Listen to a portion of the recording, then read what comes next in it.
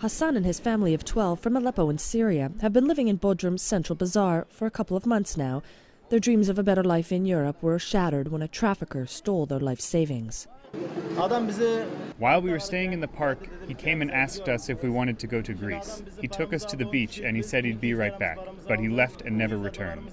Obaid's family took over this small playground when their options ran out after they gave $7,000 to a smuggler to make the crossing into Greece. We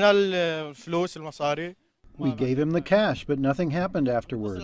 I call him and he says, "Today is the escape." And I call him again and he says, "Tomorrow we will go." And nothing happens.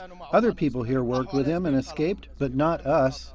With no chance of finding legal work in Turkey, both families are forced to rely on the goodwill of others. This is the central bus terminal in Bodrum. People arrive here from all across the country. Tourists looking for a little sun and sand, refugees and migrants looking for a way across into Greece.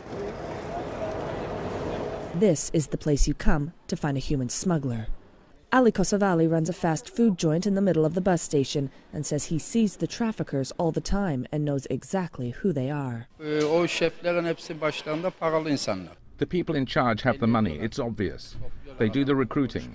When it's time to make the crossing, they come and gather the people. And that's when we understand who these men are. Well, we see every person here sitting on this bench. He is also like an agent. He is just waiting for a person. If they will be contact with him, they will be take him and go to Greece. They are just playing with living bodies. The agents, or smugglers, have been known to overload, reuse boats, and leave the responsibility of life vests to the passenger in order to cut costs. But this has had deadly consequences.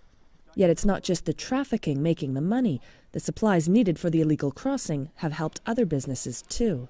There is a high demand for life vests. We started to sell them very late. There are some who started to sell them in April. A very active life vest industry has begun.